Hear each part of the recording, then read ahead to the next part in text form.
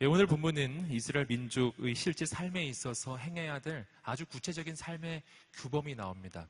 4절로 되어 있는데 중심 구절은 1절과 4절이라고 할 수 있어요. 내용도 크게 2가지가 나옵니다. 특별히 양과 소에 대한 그 이야기예요.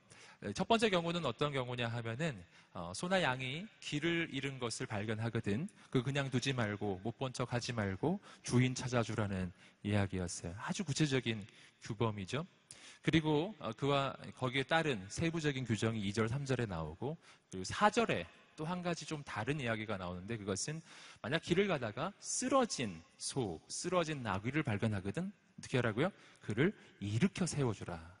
거예요. 그래서 뭐 내용이 굉장히 많고 복잡한 것 같은데 구체적으로는 딱 2개로 표현해 볼 수 있어요. 길 잃은 양, 쓰러진 소. 너무 단순하죠? 예, 어쩌면 이렇게 짧게 요약이 될까요? 길 잃은 양을 발견하면 길을 찾아주고 쓰러진 소를 발견하거든 일으켜주라. 이런 이야기였어요. 그런데 자, 여기서 공통적으로 나오는 한 표현이 있습니다. 그 표현이 오늘 말씀의 제목이기도 한데 그것을 우리가 좀 확인하기 위해서 우리 조금 다른 번역, 개역 개정의 번역으로 오늘 본문의 1절과 4절 말씀을 함께 한번 다시 보았으면 좋겠습니다. 자, 1절 개역 개정의 번역입니다. 한번 읽어보겠습니다. 시작.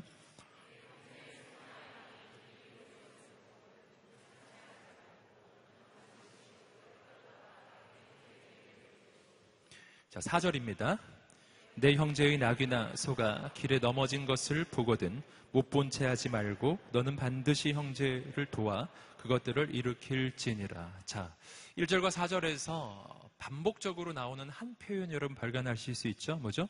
못 본 채 하지 말라라는 것이죠. 못 본 채 하지 마라.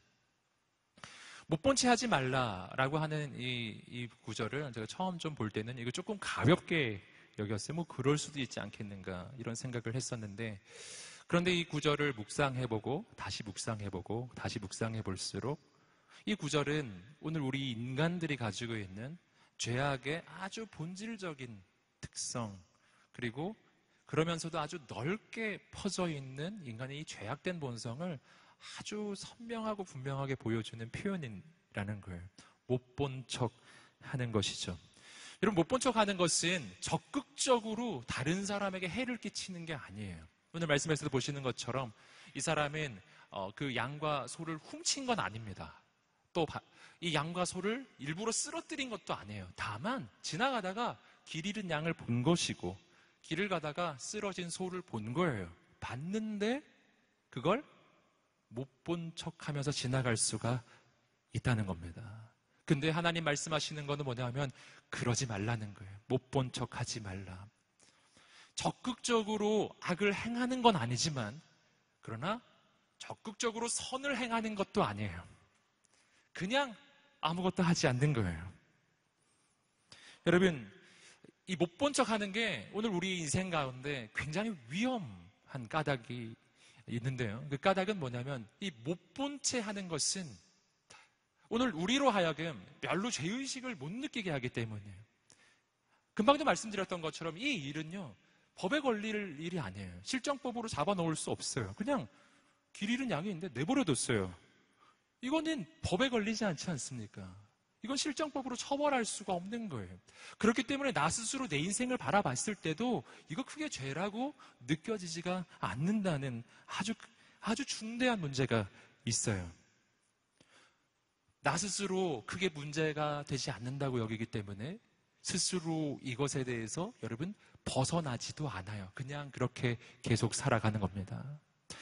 여러분 그런데 오늘 우리가 간혹 뉴스를 통해서 미디어를 통해서 발견하는 몇몇 사건들을 보시면은요 이렇게 못 본 척하면서 지나가는 것 실제로 적극적으로 악을 저지르는 것은 아니지만 아주 소극적으로 그냥 악을 용인하는 것 그냥 내버려 두는 것 마땅히 해야 할 선을 행하지 않는 것 마땅히 행해야 할 거룩을 선택하지 않고 그냥 있는 것 이러한 것들이 얼마나 심각한 문제를 가져오는지 우리는 뉴스들을 통해서 좀 발견할 때가 있어요. 얼마 전에 중국에서 있었던 버스 사고 여러분 기억나시죠? 터널에서 있었던 버스 사고 그래서 버스가 아주 사실은 사고 자체는 경미했는데 이 입출구 쪽에 화재가 발생한 것이죠. 아무도 못 나오고 12명이 그곳에서 사망하게 된 소식 들으셨죠. 그 사건에서 진짜 충격적이었던 건 뭐냐면 그 버스가 유치원 버스였고 정말 어린 영혼들이 죽었다라는 것이 너무 충격적이었지만 그보다 더 충격적인 게 있었는데 그 차에 불이 붙어서 타고 있는 동안 그곳은 터널이었기 때문에 지나가는 차가 참 많았는데 그 차들 가운데 그 어느 차 하나 좀 서서 도와주는 차가 없었더라는 거죠. 충격이죠. 많은 사람이 충격이었어요. 여러분, 그러나 그것을 우리는 실정법으로 처벌할 수는 없어요. 지나가는 차 처벌되지 않아요. 그러나 모두 다 그렇게 하면 진짜 큰일이 일어나는 거예요. 여러분, 왕따라는 것도 그런 거잖아요. 왕따라는 것도 적극적으로 왕따를 하는 사람은 몇 명 되는 게 아니에요. 원래 아주 소수가 그렇게 하는 거예요. 그런데 그 소수의 적극적인 가해자에 그냥 못 본 척하는 다수가 더해지면은 한 인생이 무너지는 겁니다. 그 적극적으로 가해하지 않는 사람들은 내가 대단히 악한 일을 한다고 생각하지 않을 걸. 하지만 그저 가만히 있는 것만으로도 굉장히 심각한 일이 일어난다는 걸. 우리는 성경 속에서 이 못 본 채 하는 매우 소극적으로만 보이는 이 죄악이 실은 하나님 앞에서 하나님 보시기에 굉장히 심대한 아주 중대한 문제라는 것을 마태복음에서 발견할 수 있습니다. 마태복음 25장에 보시면 최후의 심판대에서 사람들은 양과 염소의 부류로 갈라집니다. 오른쪽에는 양, 왼쪽에는 염소, 이렇게 갈라지는 것이죠. 여러분, 그 가운데 염소로 분류되는 사람들, 즉 심판의 대상이 되는 사람들을 향해 하나님으로 표현되는 그 왕이 이렇게 말을 하죠. 이 자막으로 나올 텐데 한번 읽어보겠습니다. 시작. 너희는 내가 배고플 때 먹을 것을 주지 않았고 내가 나그네 됐을 때 너희는 나를 맞아들이지 않았고 내가 헐벗었을 때 입을 것을 주지 않았다. 내가 병들고 감옥에 갇혔을 때 너희는 나를 보살펴 주지 않았다. 너희는 내가 배고플 때 먹을 것을 주지 않았고 너희는 내가 헐벗었을 때 입을 것을 주지 않고 너희는 내가 나그네 됐을 때 날 돌보지 않았다. 사람들은 그것을 듣고서 그 염소로 분류된 사람들은 이해가 안 됐어요. 아니 주님, 우리가 언제 주님께 그런 걸 했습니까? 우린 그런 적이 없습니다. 그러자 주님께서 설명을 해주셨죠. 이어지는 45절, 46절 말씀입니다. 한번 또 읽어보겠습니다. 시작. 왕이 대답할 것이다. 내가 진실로 너희에게 말해. 가장 보잘것없는 사람에게 하지 않은 것이 곧 내게 하지 않은 것이다. 그러므로 그들은 영원한 벌에, 의인들은 영원한 생명에 들어갈 것이다. 저는 이 구절 속에서 이 사람들이 굉장히 크게 악한 일을 한 줄 알았어요. 하지만 말씀을 여러분 천천히 읽어보십시오. 그러면 이 사람들은 구체적으로 타인에게 심대한 악을 행한 게 별로 없어요. 이 사람들은 사람들을 굶긴 건 아니에요. 이 사람들은 그냥 사람들을 나그네로 그냥 몰아낸 것도 아닙니다. 이 사람이 사람들 옷을 입고 있는 걸 막 벗긴 건 아니에요. 다만 어떻게 한 거냐면 배고픈 사람이 있는데 그냥 두고, 다만 그냥 나그네들이 있는데 그냥 지나간 거예요. 적극적으로 악을 행한 게 아니에요. 그런데 그냥 지나쳐간 거예요. 그리고 하나님은 뭐라 말씀하시냐 하면은 그것이 바로 오늘 우리의 인생이 하나님의 심판대 앞에 섰을 때 염소 쪽으로 분류될 수 있는 매우 중대한 죄악이라고 이야기하는 거예요. 여러분, 사람들은 죄라 잘 생각하지 않는 그것이 하나님 보시기에는 매우 중대하다라는 것입니다. 왜일까요? 왜냐하면 사람들은 마음을 볼 수 없지만 하나님은 마음을 보시는 분이시기 때문이에요. 그래서 야고보서 말씀은 이렇게 이야기합니다. 야고보서 4장 17절입니다. 함께 읽어보겠습니다. 시작. 그러므로 누구든지 선을 행할 줄 알면서도 행하지 않으면 이것은 죄를 짓는 일입니다. 적극적 악을 하는 것이 아니라 선을 행할 줄 아는데 하지 않고 가만히 있으면 그게 하나님 보시기에 죄라는 것입니다. 자, 여기서 우리는 첫 번째 중요한 영적인 교훈을 본문을 통해서 발견합니다. 첫 번째, 못 본 채 하지 말라라는 거죠. 못 본 채 하지 말라. 왜냐하면 못 본 채 하지 말고 어떻게 해야 되기 때문에 적극적으로 하나님의 뜻을 행하라는 것입니다. 함께 따라해 보겠습니다. 적극적으로 하나님의 뜻을 행하라. 아멘. 오늘 우리가 그렇게 적극적으로 하나님의 뜻을 행하여 다른 일을 적극적으로 도와야 하는 까닭, 그 까닭이 몇 가지가 있어요. 첫 번째는 하나님 안에서 우리가 하나이기 때문입니다. 오늘 우리가 다른 이의 일을 보면서 그거를 못 본 척 지나가는 까닭이 있어요. 그 까닭은 그와 내가 다르다라고 여기기 때문에, 소속이 다르다라고, 다른 몸이라고 여기기 때문에, 나의 일이 아니라고 여기기 때문이에요.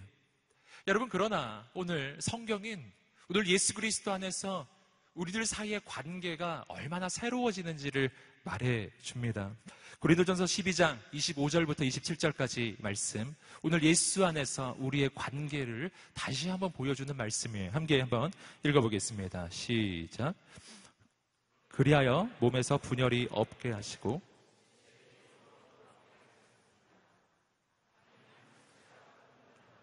모든 지체가 함께 고통을 당하고 한 지체가 영광을 얻으면 모든 지체가 함께 기뻐합니다.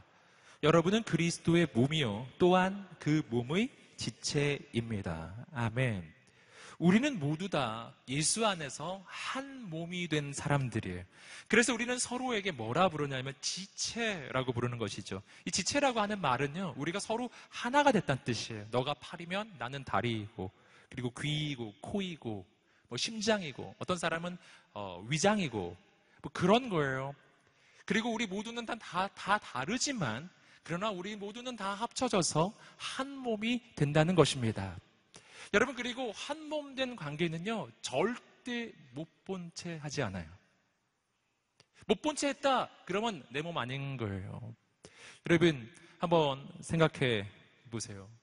배가 고픕니다. 어떻게 하죠? 배가 고파요. 배가 고픈 것은 1차적으로 뭐의 문제죠?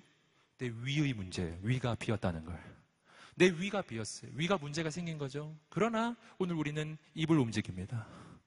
입을 움직여서 음식을 먹는 거예요. 위의 문제인데 왜 입이 움직일까요? 왜냐하면 입은 위의 문제를 위의 문제라 여기지 않기 때문이에요. 또 생각해 보세요. 팔이 아파요. 그럼 어떻게 하죠? 팔이 아프면 우리는 다리를 움직입니다. 다리를 움직여서 어디를 가죠? 병원을 가는 거예요. 여러분, 다리는 이렇게 하지 않아요. 팔을 보고서 팔, 이건 네 문제니까 네가 해결해. 그럼 어떻게 해야 됩니까? 물구나무 서서 가야 되는 거예요. 할렐루야. 여러분, 그렇게 안 하죠. 팔이 아프면 다리가 움직이는 게 맞는 거예요. 발이 더러워요. 발이 더러우면 어떡하죠? 그러면 손이 움직여요. 그래서 발을 씻어주는 것이죠. 저는 이것이 세상에서 가장 위대한 일이라고 생각해요. 왜냐하면 발이 더러운데 이 손은 발 더러, 네 발은 네가 해결해. 이렇게 하지 않아요. 여러분, 내 몸의 문제는요, 우리는 절대로 못 본 척 지나가지 않습니다. 그 문제를 모든 수단을 동원해서 온몸의 모든 걸 다 동원해서 그것을 해결을 하는 거예요. 왜냐하면 내 몸의 한 지체의 문제는 사실은 몸 전체의 문제이기 때문에, 발이 아프면 그걸 내버려두면 온몸이 아프게 돼 있어요.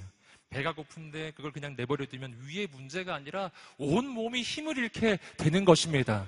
그래서 이거는 너의 일이기 때문에 내가 못 본 척 할 수가 없는 거예요.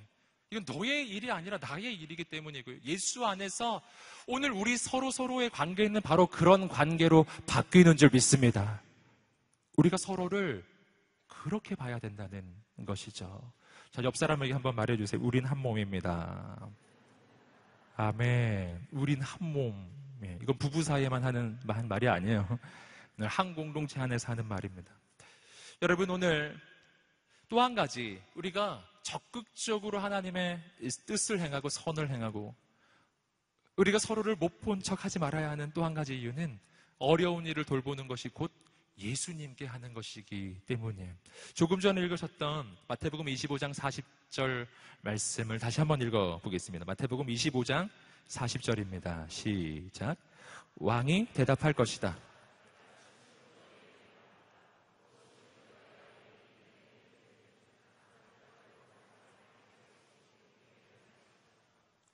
그렇죠. 너가 가장 보잘것없는 사람에게 한 일이 곧 누구에게 한 것이라고요? 나에게 한 것이다. 즉 주님께 한 것이다 라는 거예요. 주님은 이것을 어떻게 인식하시는가? 내가 연약한 지체가 어려운 것을 보고서요, 그걸 못 본 척 하지 않고 그를 돌보고 보살펴 주면 주님은 그걸 주님께 한 것이라 여긴다는 겁니다. 여러분, 오늘 우리는 주님을 어떻게 섬기고 있나요? 우리는 예수님을 어떻게 섬기나요? 여러분, 예수님 우리 섬기고 싶습니다. 근데 문제는 눈에 잘 안 보인다는 거예요. 여러분, 교회에서 봉사하는 것 주님 섬기는 일입니다. 그런데 더 확실한 게 있어요. 내 주변에 어렵고 힘든 지체들, 연약한 사람을 돕고 섬기기 시작하는 거예요. 그럼 주님이 말씀하실 거예요. 그것이 바로 나에게 한 것이다. 마더 테레사의 명언 가운데 이런 말이 있더라고요. 자막 한번 보여주시겠어요? 한번 읽어보겠습니다. 시작. 친절한 얼굴, 친절한 눈, 친절한 미소로 사람들을 대하세요. 사람들 한 사람 한 사람은 변장한 예수님입니다. 누가 예수님이라고요? 내가 만나는 사람들을. 누가 예수님이라고요? 주님은 눈에 보이지 않아요. 주님, 하나님 보좌 우편에 계시잖아요. 그런데 그 주님이 한 사람 한 사람, 내가 만나는 그 사람의 모습으로 지금 나에게 오고 계시다. 옆 사람에게 한번 말해주세요. 사랑합니다. 네. 그가 어떻게 생겼든지, 어쩌면 그가 오늘 나에게 오시는 예수님인지도 모르는 거죠. 여러분, 오늘 우리가 그 마음으로 서로를 보게 되기를 주님의 이름으로 축복합니다. 여기서 또 한 가지 우리가 좀 생각해 볼 수 있는 게 있어요. 이것은 또 한 가지. 왜 나는 다른 일을 도와야 하는가?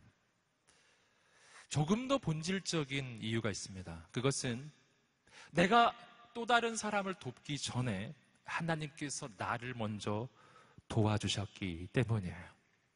내가 길 잃은 양의 길을 찾아주고 내가 쓰러진 소에 그 소를 일으켜 주기 전에 실은 하나님께서 내 인생에 먼저 찾아오셔서 길 잃은 내 인생의 길을 찾아주셨고 쓰러진 내 인생을 일으켜 주셨기 때문이에요. 내가 먼저 하나님의 은혜를 받은 자이기 때문에, 내가 먼저 하나님의 도움을 받은 자이기 때문에 난 다른 일을 섬길 수가 있게 돼요. 그래서 여러분, 오늘 우리가 누군가를 섬기려면요, 그 사람을 묵상하는 것이 아니라 실은 내게 은혜 베푸신 하나님을 바라봐야 하는 것입니다. 하나님을 더 바라보면 더 바라볼수록 내 인생에 주신 하나님의 은혜가 얼마나 큰지 내가 느끼면 느낄수록 나는 또 다른 한 영혼을 더 깊이 사랑할 수가 있게 되는 거예요. 여러분, 여기서 우리는 이 본문의 의미가 확장된다는 것을 발견해요. 여러분, 이 본문의 의미는 단순히 잃어버린 소, 잃어버린 양을 찾아주라, 쓰러진 소 일으켜주라 라고 하는 구체적인 어떤 농경과 목축을 하던 그 사회 속에서 이루어지는 아주 구체적인 어떤 삶의 규정만은 아니라는 것입니다. 이 의미는 확장돼요. 이 왜 확장되냐 하면은 이 양이라고 하는 이 존재는 실은 성경 전체에서 누구를 말해주냐면 양 그러면 누구예요? 양. 하나님께서는 오늘 우리를 양이라고 부르시거든요. 오늘 우리에게 목자가 있어요. 누구시죠? 예수 그리스도이신 줄 믿습니다. 성경을 보시면 목자와 양의 수많은 비유가 나와요. 오늘 길 잃었던 나, 길 잃은 양처럼 길을 잃었던 나, 쓰러진 소처럼 쓰러져 있던 내 인생, 아버지 하나님께서 찾아주시고 세워주신 줄 믿습니다. 자, 여기서 우리는 두 번째, 오늘 본문의 말씀에서 발견하는 중대한 영적인 교훈을 발견합니다. 그것은 내가 섬겨야 할 이유예요. 내가 또 다른 일을 섬겨야 할 이유는 하나님께서 나를 못 본 채 하지 않으셨기 때문이에요. 함께 따라해 보겠습니다. 하나님께서 나를 못 본 채 하지 않으셨다. 아멘. 시편 100편 3절의 말씀 말씀입니다. 오늘 우리의 인생에 대한 성경의 묘사이죠. 함께 한번 읽어보겠습니다. 시작. 여호와가 우리 하나님이신 줄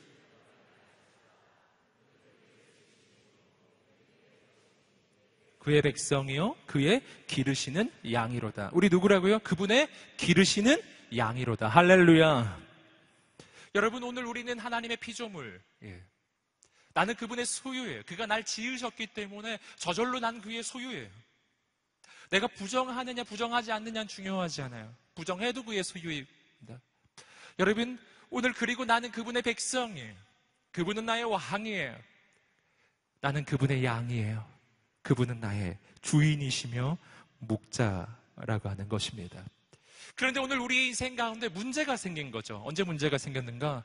아담과 하와가 하나님 앞에 범죄를 저지르고 그리고 하나님을 떠나버렸을 때, 여러분, 그들의 마음이 하나님을 떠났을 때, 그들이 하나님으로부터 자신을 숨기고 도망다니기 시작했을 때, 그들이 에덴 동산을 떠날 때, 여러분, 그들의 지리적인 위치보다 더 중요했던 것은 영적인 위치인데 그들의 마음이 하나님으로부터 멀리 멀리 떠났다라는 겁니다. 여러분, 길을 잃은 거예요. 여러분, 인간은 본래 하나님이 기르시는 양인데 이 양이 있어야 할 우리를 이탈한 거예요. 그리고 헤매이는 인생이 된 거예요. 여러분, 그런데 오늘 하나님께서 길 잃은 우리의 인생을 못 본 채 하지 않으시고 두 가지를 해주셨어요. 첫째, 길을 찾아주시고, 둘째, 쓰러진 인생을 일으키셨습니다. 첫째, 하나님은 길을 잃었던 우리를 찾아주셨어요. 여러분, 이 시대는 길을 잃은 시대이죠. 시대 전체가 길을 잃었어요. 이 시대는 기술 진보의 속도가 굉장히 빠릅니다. 우린 하루하루 어떤 뉴스를 볼 때마다 깜짝깜짝 놀라죠. 4차 산업혁명 이야기도 나오고 인공지능 이야기도 나오고, 정말 예전에는 영화에만 보던 일이 막 일어나고 있어요. 사람들은 인간의 기술에 대해서 자부심을 가지고 있는 것 같아요. 하지만 조금 더 들여다보면 인간들은 아주 근원적인 두려움도 함께 가지고 있는 것 같습니다. 인간들의 미래를 향한 전망, 여러분, 실은 밝지만은 않은 거예요. 왜냐하면 우리는 미래를 그리는 영화를 보면 알 수 있습니다. 미래를 그리는 영화들 최근에도 굉장히 많이 나오고 있는데, 여러분, 영화들 보시면 거의 다 미래에 대해서 암울하게 묘사하죠. 굉장히 문제가 될 거라고 디스토피아를 그리고 있어요. 인간은 기술을 자랑하지만 그 기술이 불안해요. 문명이 발달하는데 그 문명이 불안해요. 이 길을 가고 있기는 한데 이 길을 가는 속도가 굉장히 빠른데 이 길을 가는 게 맞는지 확신이 없어요. 근데 속도가 너무 빨라서 이 길을 어떻게 변경할 수 있는 길도 잘 보이지 않아요. 이 시대는 절대 진리를 부정하는 시대입니다. 절대를 주장하면 매우 비난받는 시대를 우리는 살아갑니다. 길이 없어서 문제가 아니라 길이 너무 많은 게 문제예요. 이 시대는 우리 앞에 길을 수백 가지, 수천 가지를 펼쳐놓고서 이렇게 말해요. 다 괜찮다고. 뭐든지 괜찮다고 이야기하는 거예요. 길은 많은데 어디로 가야 할지를 모르는 시대입니다. 여러분, 오늘 우리의 인생이 길을 잃었어요. 청년들이 길을 잃었어요. 이 시대 청년들은 이렇게 표현할 수 있어요. 길을 잃은 세대. 굉장히 열심히 살죠. 먹고 살기 위해서, 성공하기 위해서 너무 열심히 살아요. 요즘에는 중학교 때부터도 열심히 사는 것 같아요. 할렐루야. 네. 얼마나 열심히 미래를 위해 준비하는지 몰라요. 그런데 문제는 뭐냐면은 그렇게 하는 게 맞는지 확신이 안 서는 거예요. 마치 뭐하고 비슷하냐면요, 어떤 사람이 차를 몰고 막 고속도로를 달리고 있는 거예요. 그런데 그 고속도로에는 표지판이 없어요. 이 길이 맞는지 확신이 없는 거예요. 표지판이 없으니 알 수가 있어야죠. 막 운전사가 전속력으로 달리고 있어요. 옆에서 물어본 거예요. 기사 아저씨, 이 길이 맞나요? 기사 아저씨가 말했어요. 네, 맞아요. 왜 그렇죠? 왜냐하면 다른 차도 다 이 길로 가고 있어요. 그게 답일까요, 여러분? 여러분, 운전기사가 그렇게 말하면 여러분 좋으시겠어요? 불안하지 않겠어요? 막 뛰어내리고 싶지 않겠냐고요? 여러분, 지금 오늘 이 시대를 살아가는 사람들이 그렇게 살고 있어요. 내 인생이 이 길을 가는 것이 맞는지에 대한 확신이 없는데 그 까닭은 그 기준이 절대적이지 않기 때문에 그 기준이 내 옆에 함께 가는 사람에게 있고 그 길을 함께 가는 이 세상에 있어요. 세상은 변하고 사람은 바뀌는데 어찌 그 기준이 절대적이겠느냐는 것이죠. 여러분은 어떻게 해야 되는가 하는 것입니다. 오늘 길을 잃은 우리의 인생 어떻게 해야 될까요? 본질을 깨달아야 하는 줄 믿습니다. 여러분, 양은 길을 잃었습니다. 여러분, 양이 길을 잃었을 때 오늘 본문이 어떻게 하라고 되어 있죠? 길 잃은 양을 발견하면 그 양에게 길을 가르쳐 주라고 돼 있나요? 양이 길을 잃고 헤매고 있어요. 양아, 이 길이 아니야. 이쪽 길로 가거라. 이렇게 하는 건가요? 오늘 말씀은 그렇게 돼 있지 않아요. 양이 길을 잃은 것을 보거든 그 양을 주인에게로 돌려주어라. 할렐루야. 여러분, 우리 인생의 본질은 길을 잃은 게 아니에요. 우리 인생의 진짜 문제의 본질은 길을 잃은 것이 아니라 내 인생의 주인을 잃은 것입니다. 양은 언제 길을 잃는지 아세요? 양은 주인을 잃으면 길을 잃은 거예요. 여러분, 어린아이는 언제 길을 잃은 것일까요? 어린아이는 엄마를 잃어버리면 길 잃은 거예요. 여러분, 그 양이 기쁘냐, 즐거우냐, 슬프냐는 별로 중요하지 않아요. 양이 길을 잃어서 자기 마음대로 가고 있는데 즐거워요. 기뻐요, 그냥 막. 우리에서 탈출해서 너무 기뻐서 날뛰면서 막. 그러면서 인생의 계획도 세우고, 아니, 양의 생애 계획을 세워서 열정적으로 막 달려가고 있어요, 양이. 그 양은 기쁘고, 열정적이고, 즐거워요. 그 양은 길을 잃었나요? 길을 안 잃었나요? 길을 잃었어요. 그래서 아주 중요한 사실을 여러분 보셔야 됩니다. 여러분, 우리는 세상에서 즐겁게 사는 사람들 많이 만납니다. 우리는 세상에서 열정적으로 사는 사람도 많이 만납니다. 나름대로 최선을 다해 사는 사람 많이 만납니다. 그거하고 길을 잃은 거는 별 관계가 없어요. 길을 잃었는데 즐겁게 갈 수도 있어요. 그냥 즐거워서. 여러분, 오늘 우리는 누구를 보고 있습니까? 우리는 때로는 그런 것 같아요. 길을 잃은 양인데 즐겁게 가는 양 보고서 너무 부러워하는 거예요. 막. 나도 길을 잃어볼까? 즐거워 보이네.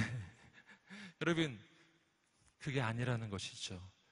어떤 양이 길을 잃었는지 아니면 제 길을 가고 있는지의 기준은 그 양의 컨디션에 있는 게 아니라 그 양이 주인에게 붙잡혀 있느냐예요.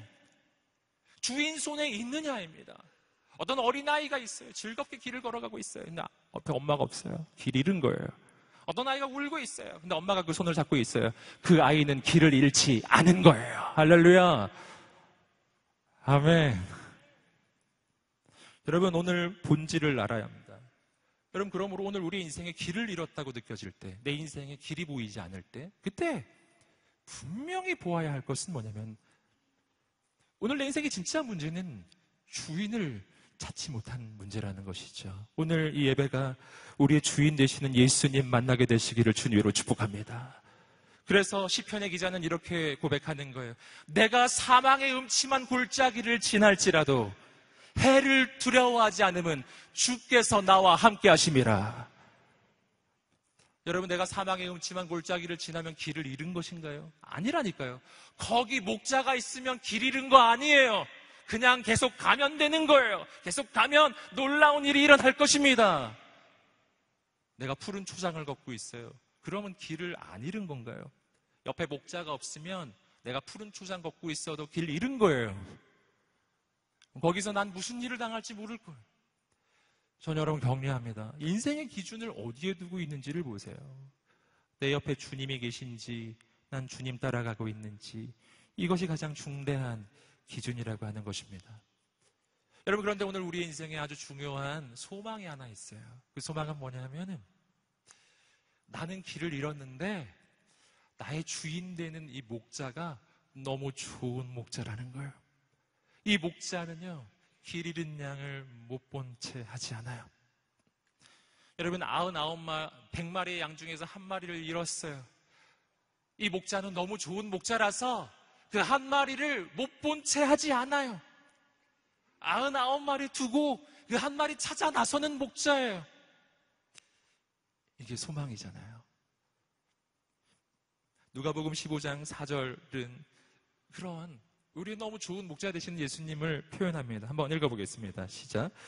너희 중 누가 100마리의 양을 가지고 있었는데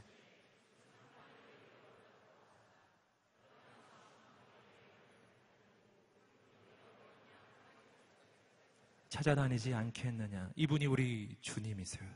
한 마리를 위해서 목숨을 걸고 길을 나섭니다. 그뿐만 아니라 주님은 이렇게 하시는 분이에요. 요한복음 10장 11절 말씀 읽어보시겠습니다. 시작. 나는 선한 목자다. 선한 목자는 양들을 위해 자기 생명을 내놓는다. 할렐루야.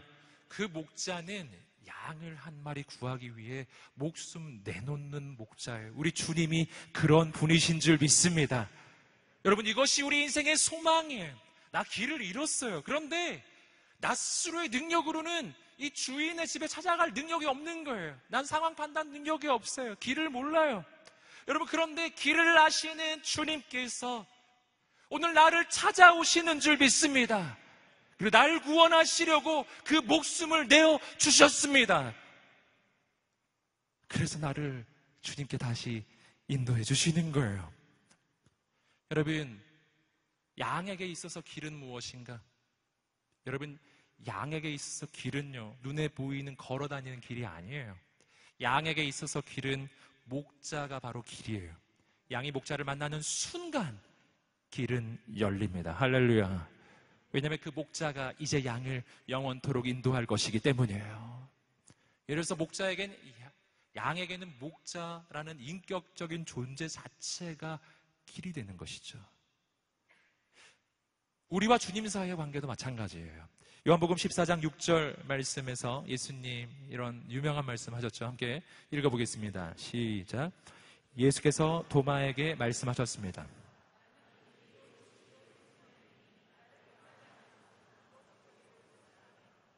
아멘. 나는 길이요 진리요 생명이니 나를 통하지 않고서는 아버지께로 올 자가 없다. 예수님은 설명하셨어요. 나는 길이다 이렇게 말씀하셨어요. 나는 길을 안내하는 가이드다 이렇게 하지 않으셨어요? 난 너희에게 길을 알려주는 사람이야 이렇게 말씀하지 않으셨어요? 예수님이 이렇게 말씀하셨어요. 내가 곧 길이요. 할렐루야. 이게 무슨 말인지 아시겠어요? 여러분, 오늘 우리의 인생에 예수님을 만나는 순간 내 인생의 길이 열리는 것입니다.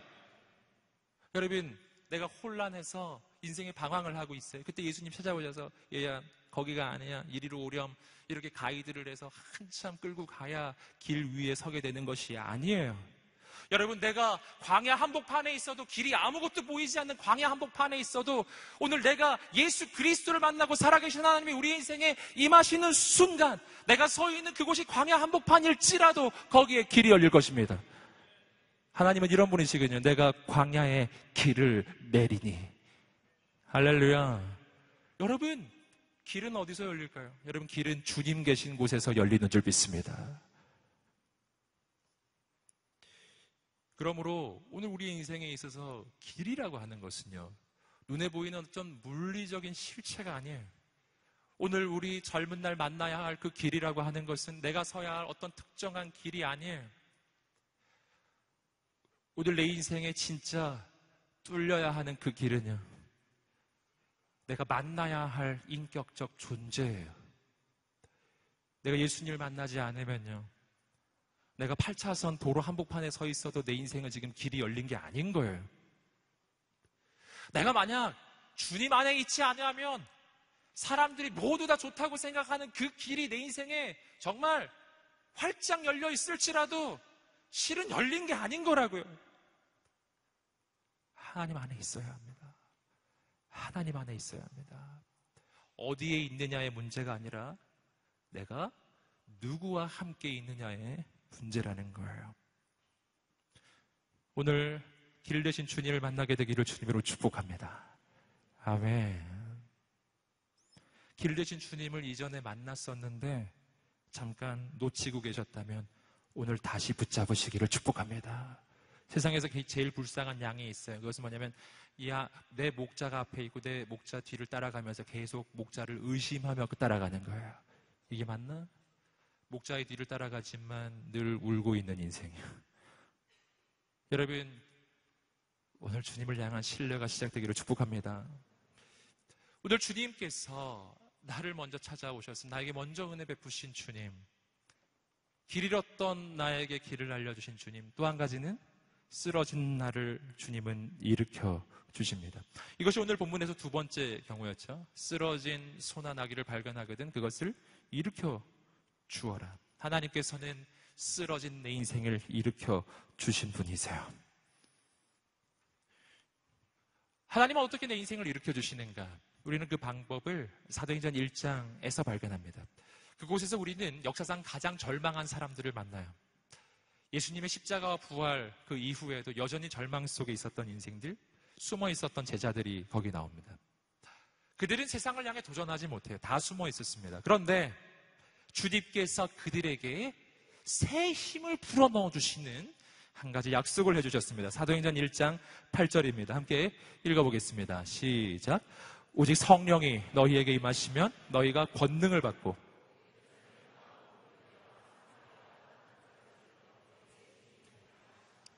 아멘. 여러분, 지금 제자들에게는 힘이 필요했어요. 왜냐하면 제자들은 쓰러져 있었거든요. 여러분, 지금 양이 지금 쓰러져 있는 이 4절의 케이스는요, 어떤 케이스냐면 양이 길을 잃은 케이스가 아닙니다. 이 양은 지금 길을 잃지 않았어요. 이 양은 지금 주인 옆에 있었어요. 그런데 문제는 이 소가, 이 나귀가 힘이 없는 거예요. 그래서 주저앉아 버린 상황입니다. 이 두 번째 케이스죠. 길 위에 있는데 주인 옆에 있지만 쓰러져 있는 상황. 여러분, 우리 인생도 그럴 때가 있고요. 사도행전 1장의 예수님의 제자들도 그랬어요. 그들은 예수님과 함께 3년 동안 동행했고 십자가를 경험하고 부활도 경험했고 예수님께 40일 동안 특별 강의도 받았어요. 여러분, 우리가 봐서는요, 모든 부러운 걸 다 해본 사람들이, 이들이 어떻게 예수님께서 인도하시는 그 길 밖에 있다고 할 수 있나요? 그 길 안에 있어요. 그 길 속에 있는데 문제는 힘이 없는 거예요. 쓰러져 있는 거예요. 그래서 주님께서 말씀해 주신 것입니다. 오직 성령이 너희에게 임하시면 너희가 권능을 받게 되리라. 할렐루야. 권능, 하나님의 파워예요. 여러분, 오늘 여러분 가운데 내가 진짜 오랫동안 신앙생활을 하고 분명 난 하나님의 인도를 따라가고 있고 주님의 내 인생의 주인이 되셔서 내가 그분 따라가기로 결정했고 신앙훈련도 많이 했고 지금 하나님 원하시는 그 길 밖에 있는 건 아니에요. 그 길을 걸어가고 있는데 쓰러진 사람이 있지 않으세요? 주저앉아 버린 거예요. 일어날 힘이 없는 거예요. 오늘 그러한 영혼들에게 오늘 성령님 임하시게 되기를 간절히 소망합니다. 그러면 권능을 받게 될 것입니다. 성령이 오시면 권능을 받는 것이거든요. 여러분, 제자들에게 성령이 임하고 권능이 임해요. 그러자 그 제자들을 통해서 놀라운 하나님의 기적이 일어나기 시작해요. 세상 속에 숨어있던 인생들이 여러분 온 세상을 향해서 담대하게 예수 그리스도의 복음을 전하는 하나님의 사람들로 바뀌었습니다. 이들의 인생은 영원히 바뀌어 버렸어요. 예수님이 십자가 지실 때 전부 무서워서 도망쳤던 사람들인데 그들에게 성령이 임하고 성령께서 그들에게 권능을 부어주시니까 파워, 주의 능력을 부어주시기 시작하자 그들은 예수님을 위해 자기의 인생을 드리기 시작했어요. 그리고 어떻게 되었습니까? 여러분, 세상과 그들을 견주어 봤을 때 세상의 영적 수위가 높았을 때는 이들은 세상 속에 그냥 덮여버렸어요. 세상의 파도에 그냥 묻혀버렸다고요. 그런데 이제는 성령의 권능이 임하시니까 이들이 가지고 있는 영적인 수위가 훨씬 높은 거예요. 세상의 영적 수위보다 나의 영적 수위가 훨씬 높아질 때 놀라운 일이 일어나요. 이들이 온 세상을 향해 나가기 시작해요. 3,000명, 5,000명이 돌아오기 시작해요. 여러분, 교회가 세워지고 하나님의 역사가 일어난 줄 믿습니다. 여러분, 오늘 우리의 인생을 통해서 그런 일이 일어나게 되기를 주님으로 축복합니다. 여러분, 그리고 나를 일으키신 주님께서는 이제 세 번째 일을 하세요. 뭐냐면 주님은 우리를 보내신다라는 것입니다. 길 잃은 영혼에게 주인을 찾아주고 쓰러진 영혼을 일으켜주는 하나님의 사람으로 주님은 우리를 보내십니다. 주님이 나에게 그렇게 해주셨던 것처럼 나도 또 다른 이에게 그렇게 해주는 거예요. 이러한 비전을 주님께서 이렇게 표현해 주셨어요. 요한복음 10장 16절 말씀 함께 읽어보시겠습니다. 요한복음 10장 16절입니다. 시작. 내게는 이 양의 우리에 속하지 않은 다른 양들도 있는데 그들도 데려와야 한다. 그들도 역시 내 음성을 들을 것이며 한 목자 아래에서 한 무리 양떼가 될 것이다. 여러분, 요한복음 10장 말씀에서 예수님은 자신을 목자라고 표현했는데 이 양떼 가운데 아주 특별한 양떼를 지금 표현하고 있어요. 어떤 양떼냐면 이 우리 안에 들지 아니한 양떼가 있다. 그 양떼도 이 우리 안으로 들어와야 한다. 우리 속에 있어야 할 양이 우리 밖에 있습니다. 뭐죠? 길 잃은 양이죠. 예수님의 마음은 어디에 있을까요? 우리 안에 있는 양에게도 있지만 우리 바깥에 있는 길 잃은 양에게 예수님의 마음이 있는 줄 믿습니다. 그리고 우리를 그들에게 보내고 계신 거예요. 오늘 우리는 그러한 하나님의 사명을 받은 사람들입니다. 그래서 오늘 우리가 받는 사명이 두 개예요. 첫째, 길 잃은 영혼에게 주인을 찾아주는 거예요. 이것이 못 본 채 하지 않는 거예요. 길 잃은 사람에게 뭐를 하라고요? 주인을 찾아주는 겁니다. 여러분, 이 시대 길을 잃은 수많은 청년들이 있습니다. 오늘 여기 청년들이시니까요. 여러분, 오늘 우리가 만나야 할 사람들 청년이죠. 길 잃은 청년들. 실은 머리를 잃었다고요? 주인을 잃은 청년들, 주인을 잃은 사람들, 자기 자신이 인생의 주인인 줄 알고 그렇게 운임다에 달려가고 있는 그들에게 실은 그것은 헛된 신기루와 같은 것인데 그렇게 열심히 달려가고 있는 그들에게 여러분, 인생에 진짜 주인이 있다고, 내 인생에 진짜 주인이 있다고 말해 주어야 한다는 것입니다. 어떤 양 한 마리가 열심히 뛰어가고 있는 걸 그 양에게 말해 주어야 해요. 너에게는 목자가 있어. 이렇게 말을 해줘야죠. 여러분, 오늘 우리가 못 본 채 하지 않으시기를 주님으로 축복합니다. 여러분, 또한 오늘 우리는 쓰러진 영혼에게 새 힘을 불어넣어 주어야 합니다. 못 본 채 하지 마라. 나를 일으키신 주님을 바라보고 그리고 쓰러진 영혼을 일으켜야 합니다. 여러분, 예수님이 제자들을 일으켜 주었던 것처럼 어떻게 제자들을 일으켜 주었는가? 성경에 보면 조금 더 구체적으로 세 가지가 나와요. 제자들이 힘을 잃고 있었던 때 요한복음 21장에 보면요, 예수님이 제일 먼저 찾아가셔서 이 갈릴리 호수가에서요 밤새도록 고기 잡던 이 제자들, 예수님 만나고서도 그냥 고기 잡으러 간 제자들, 밤새도록 물고기 한 마리도 못 잡은 제자들이 있었어요. 요한복음 21장에서 예수님은 그들에게 어떻게 해주셨는가? 밥을 해주셨다라는 거죠. 요한복음 21장에 보시면 예수님이 그들을 위해서 아침밥 해주시는 장면이 나와요. 떡을 해주시고 그리고 생선을 구워 주셨어요. 할렐루야. 먼저 밥 해주시는 예수님. 구체적인 필요를 채워줬다는 것이죠. 두 번째 일이 있어요. 그것은 말씀을 먹여주신 거예요. 사도행전 1장 앞부분 보시면 40일 동안 예수님은 제자들에게 말씀을 가르치세요. 하나님 나라에 대한 말씀이었어요. 말씀을 먹여주셨어요. 두 번째. 세 번째는 아까 보셨던 사도행전 1장 8절에서 성령을 부어주신 거예요. 그래서 한 영혼이 회복되는 이 세 가지 단계가 우리는 예수님을 통해 발견해요. 첫째, 밥을 해주고, 둘째, 말씀을 먹여주고, 셋째, 성령이 임하는 것입니다. 할렐루야. 예. 옆 사람에게 한번 말해줄까요? 밥 사드리겠습니다. 예. 밥을 해주지 못하면 사주기라도. 이 회복은 밥으로부터 시작되더라고요. 예. 밥을 먹고 힘을 내서 그 다음에는 말씀 먹으러 가는 거예요. 그 다음에는 성령의 임하심을 사모하는 것입니다. 할렐루야. 여러분, 오늘 내가 할 수 있는 일은 아니죠. 내가 그들을 위해 기도해야 돼요. 그때 이 땅에 있는 길 잃은 영혼들, 쓰러진 영혼들이 살아나게 될 줄 믿습니다. 여러분, 오늘 이 시간 이 말씀은요, 여러분 수천 년 전에 이스라엘 백성들에게 주셨던 그냥 농경사회의 규칙이 아닌 오늘 지금 이 시대에 우리를 향한 하나님의 부르심인 줄 믿습니다. 길 잃은 영혼들, 쓰러진 영혼들을 향한 부르심에, 오늘 우리가 그 부르심에 응답하지 않으시겠어요? 여러분, 이 시간에 먼저 한번 기도했으면 좋겠습니다. 먼저 한번 기도하며 나갈 때 먼저 자신의 인생을 좀 의탁하며 나가겠습니다. 주님, 내가 길을 잃었습니다. 예전에는 길을 찾은 것 같았는데 길을 잃었습니다. 여러분, 실은 길을 잃은 게 아니라 주인을 잃은 것이라고 말씀드렸죠. 실은 주인을 잃은 거예요. 여러분, 이 시간에 여러분 기도했으면 좋겠어요. 주님, 내가 이 시간 다시 한번 예수 그리스도를 만나게 되기를 소망합니다. 길 잃은 내 청춘, 아버지 하나님께서 인도하시는 분명하고 선명한 그 길 보게 되기를 소원하오니 주님, 이 시간 임하여 주시옵소서. 주님, 내가 지금 쓰러져 있습니다. 내가 이 길을 가는 거 맞다고 생각해서 계속 가고 있긴 한데 쓰러져 있습니다.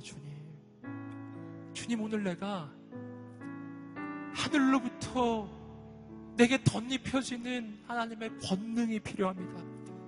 주의 영으로 이 시간 임하여 주시옵소서. 오늘 이 두 가지의 기도 제목 가지고 우리 하나님 앞에 나아가기 소원하는 사람들 자리에서 한번 일어나 보시겠어요? 아버지 하나님, 오셔서 알려주십시오. 깨닫게 해주십시오. 새 일을 이루어 주십시오. 역사해 주십시오. 주의 영으로 임하여 주십시오. 하늘의 은혜를 부어주십시오. 아버지 하나님, 오늘 우리의 인생을 그냥 두지 마시고 오늘 우리의 삶을 통해 하나님의 새 일을 이루어 주시옵소서. 하나님의 새 역사를 이루어 주시옵소서. 하나님, 오늘 우리 가운데 길을 열어 주시옵소서. 오늘 우리의 인생 가운데 성령의 권능을 부어 주시옵소서. 길을 잃었던 인생이 예수 그리스도를 붙잡게 되고 오늘 쓰러진 인생이 일어나는 역사가 있게 하여 주시옵소서. 우리 하나님 앞에 두 손을 들고 간절히 주여 세 번의 지명 기도하겠습니다. 주여, 주여, 주여. 아버지 하나님, 역사하여 주시옵소서. 아버지, 오늘 우리 가운데 오시옵소서. 역사하여 주시옵소서. 하나님을 의지하며 나아갑니다. 거룩하신 하나님, 주님을 사모합니다. 주님을 의지합니다. 주님을 바라봅니다. 주님 오시옵소서. 주님 역사하여 주시옵소서. 기도하며 나가는 모든 심령을 붙잡아 주시옵소서. 하나님, 아버지,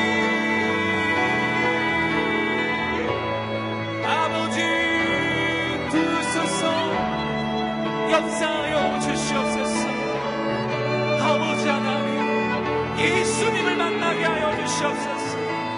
예수님을 만나게 하여 주시옵소서. 하나님, 신실하신 아버지, 주님을 바라보며 나가는 인생마다 하나님께서 붙잡아 주시옵소서. 아버지, 주여, 거룩한 주의 권능으로 임하여 주시옵소서. 주의 은혜를 부어 주시옵소서. 성령님 임하여 주시옵소서. 임하여 주시옵소서. 역사하여 주시옵소서. 신실하신 하나님, 새 일을 이루어 주시옵소서. 새 역사를 이루어 주시옵소서. 아버지 하나님, 행하여 주시옵소서.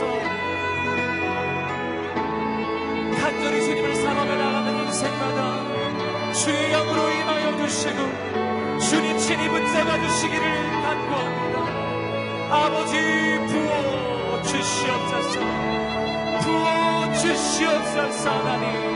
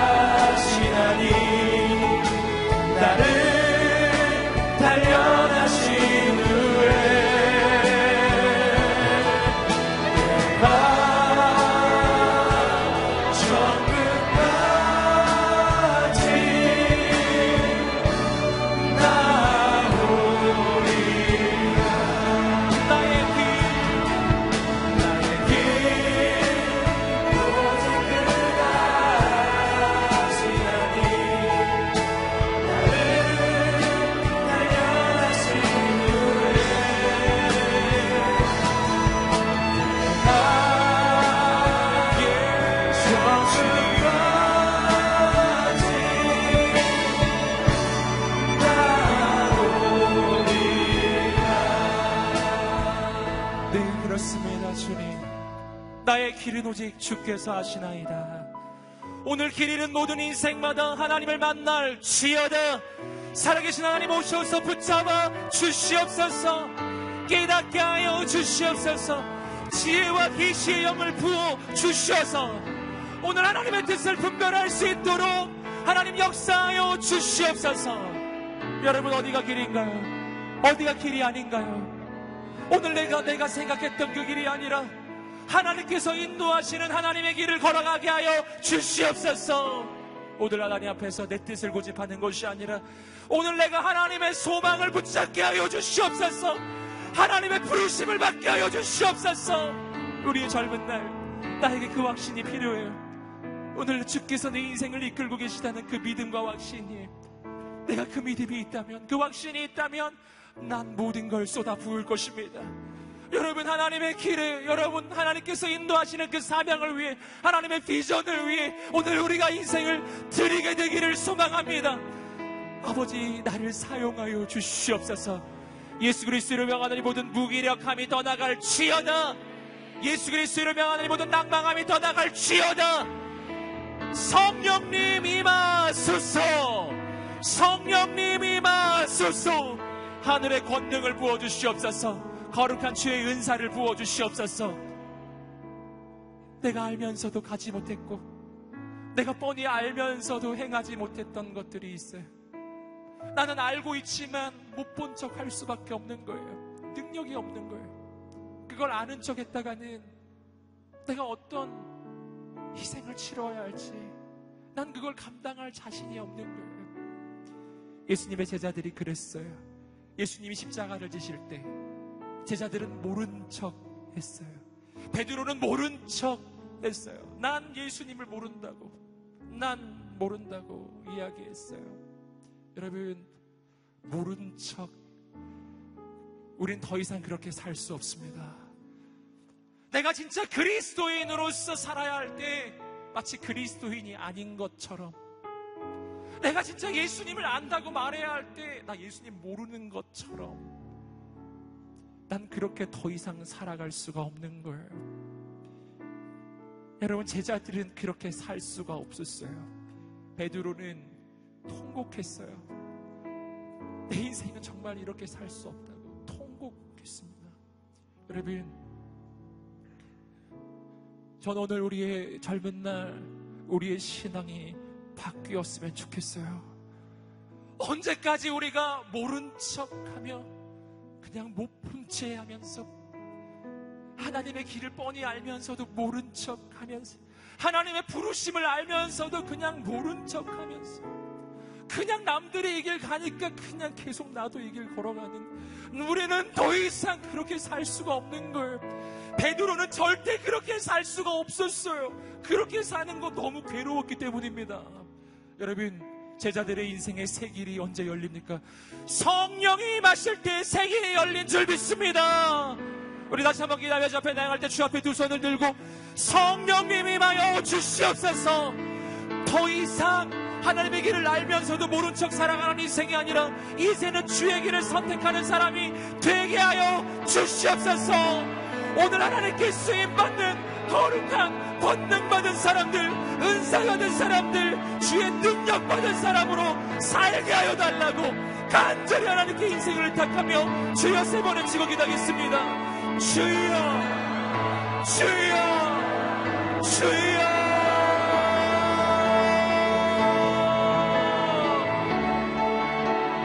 주여, 아버지를 사랑합니다. 아버지를 사랑합니다. 성령님을 사모합니다. 예수님 사랑합니다. 오시옵소서. 기도하며 나가는 모든 영혼에게 주의 은사와 능력을 부어주셨사 내가 더 이상 이렇게 살지 않게 하시고 이제는 우리 가운데 믿음의 결단이 있게 하시며 이제는 움직일 수 있는 능력을 부어 주시옵소서. 이제는 하나님 원하시는 곳으로 갈 수 있는 힘을 주십시오. 능력을 주십시오. 소망을 주십시오. 오늘 이곳에 오셨소서. 아버지 하나님 행하여 주시옵소서. 오 주님 오시옵소서. 하나님 오시옵소서. 오시옵소서. 하나님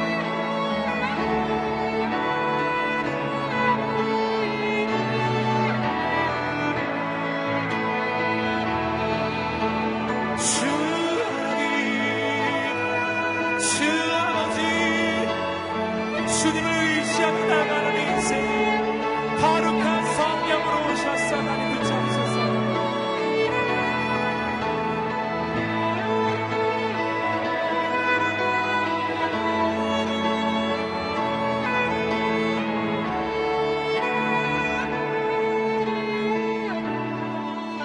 오늘 말씀은 우리를 향한 부르심의 말씀이에요. 길 잃은 이 시대 영혼들을 향한 부르심이에요. 하나님, 오늘 나를 통해 이 땅에 길을 잃은 청년들이, 수많은 영혼들이 주께 돌아오는 역사가 일어나게 하여 주시옵소서.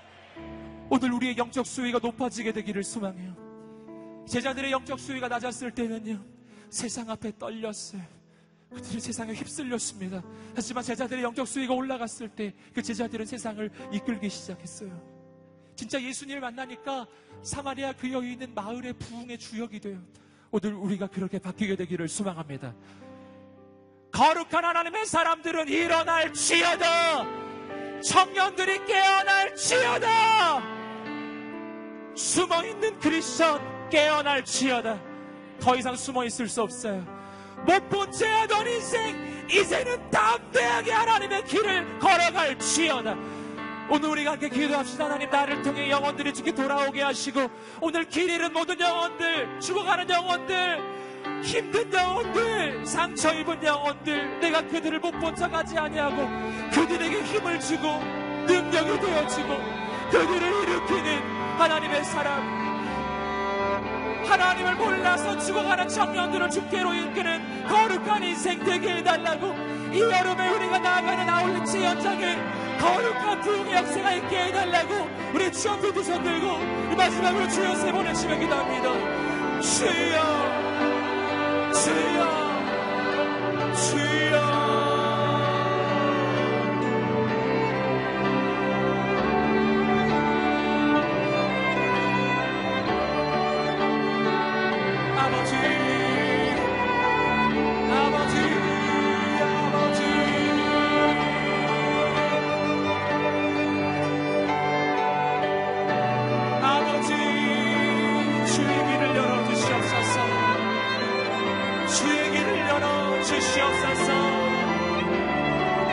주의 놀라운 역사를 이루어 주시옵소서.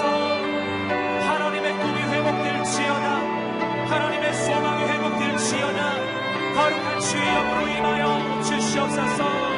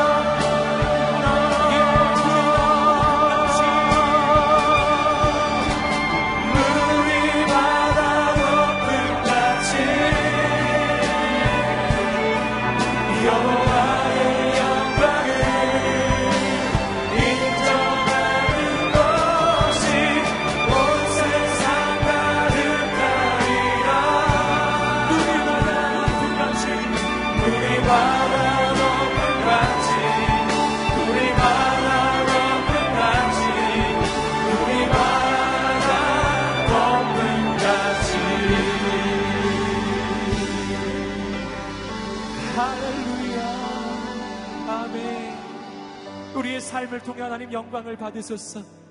우리의 인생을 통해 영광 받으소서. 온 세상에 하나님의 영광으로 임하여 주시옵소서. 주님 인도하시는 그 길 담대하게 걷게 하여 주십시오.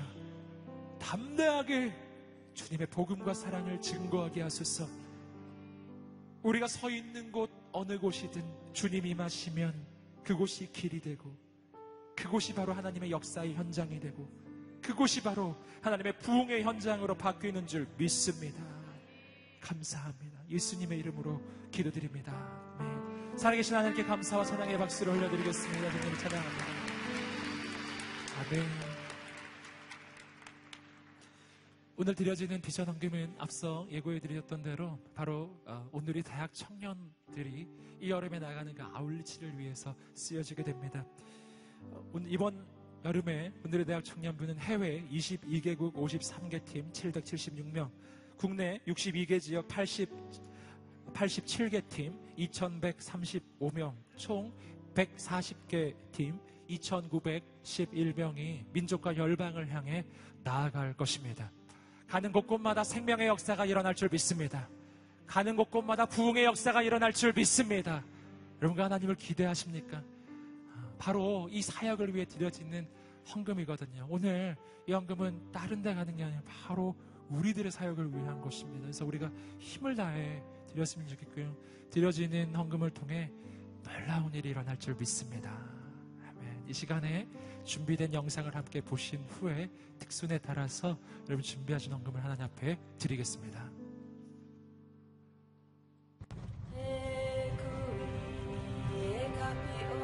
모잠비크 도착했을 때 느낌은 이단과 또 이슬람 사이에 껴있는 기독교, 바른 기독교가 정착할 수 없고 영적으로 많이 피폐해졌던 곳이다라는 걸 많이 느꼈습니다. 전도를 나가게 되면 사람들의 관심은 분명히 있어요. 막상 이제 복음을 전하면 가겠다, 뭐 그만하겠다, 뭐 이제 안 만나겠다.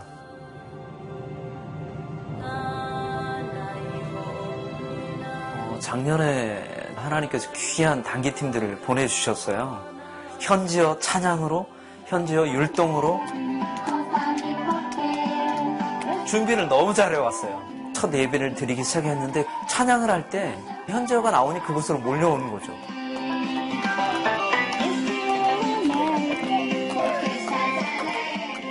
단기팀이 들어와서 함께 세운 교회가 온누리 땡가 교회입니다.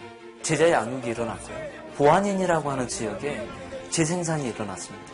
40명의 아이들과 10명 정도의 어른들이 출석하고 있어요. 단기팀을 통해서 하나님이 원하는 곳에 하나님 교회를 세우는 역사를 경험했습니다.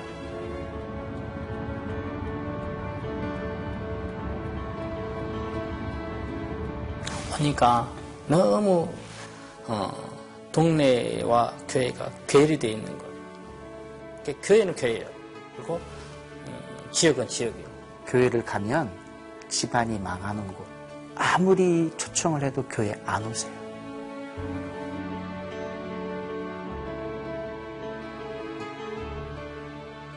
설교로도 안 됐고 그 어떤 섬김으로도 안 됐는데 아울리치를 통해서 나 예수 믿겠다라고 하면서 오는 거죠.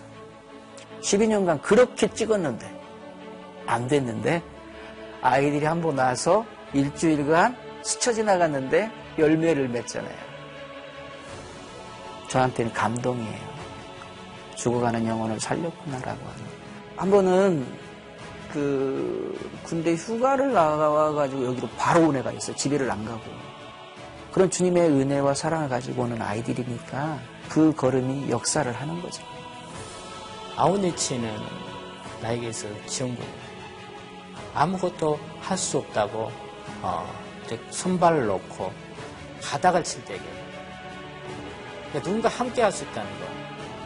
아우니치의 어떤 본질이 아닌가 싶습니다.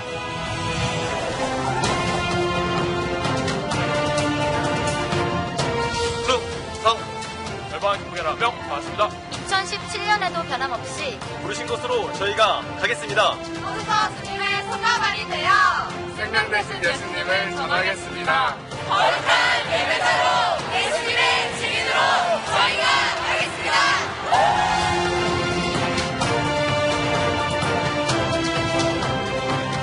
여러분이 먼저 다른 사람보다 먼저 믿게 된 것은 우리의 능력과 탁월함이 아닙니다. 나를 먼저 택하신 것은 나를 증인으로 부르셨구나. 그러니까 그 땅을 밟아야 되는 겁니다. 그들을 만나야 되는 겁니다. 우리를 통해 귀신도 떠나가고 도저히 믿을 수 없는 사람이 예수님을 믿게 되는 그러한 놀라운 일들이 우리를 통해 일어나게 될 줄로 믿습니다. 어머니 가장 괜히 우리가 살래. 올해 또 온다고 좋아 죽겠어.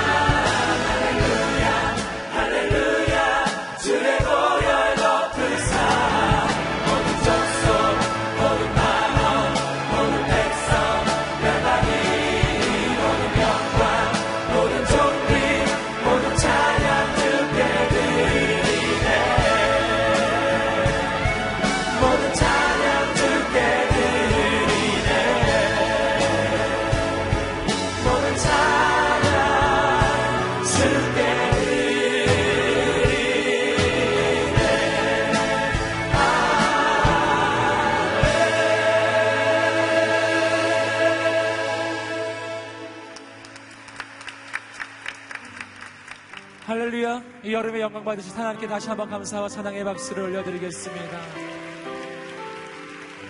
다 함께 자리에서 일어나셔서 함께 봉헌으로 기도하며 나아가겠습니다. 하나님 감사합니다. 주님께서 베풀어 주신 크신 그 은혜에 감사하여 작은 물질을 구별하여 드립니다. 물질만이 아니라 우리의 인생도 미래도 또 이 여름을 하나님께 드립니다. 드려진 물질을 통해서 드려지는 모든 인생들을 통해서 하나님 영광을 받아 주시옵소서. 민족과 열방 가운데 복음이 선포되게 하여 주시옵소서. 잃어버린 영혼들이 주께 돌아오게 하여 주시옵시고 놀라운 부흥의 역사가 일어나게 하여 주시옵소서. 주님 이루실 모든 놀라운 일들을 기대하고 소망하며 감사를 드립니다. 지금의 우리 주 예수 그리스도의 은혜와 하나님의 사랑과 성령의 교통하심이 오늘 주님의 그 놀라우신 부르심을 따라 잃어버린 영혼들을 향하여 나아가기로 결단하는 모든 하나님의 사람들 머리 위에 이 민족과 열방과 이 여름의 아울리치와 그리고 모든 선교사님들 머리 위에 지금부터 영원까지 함께 하시기를 간절히 축원하옵나이다. 아멘.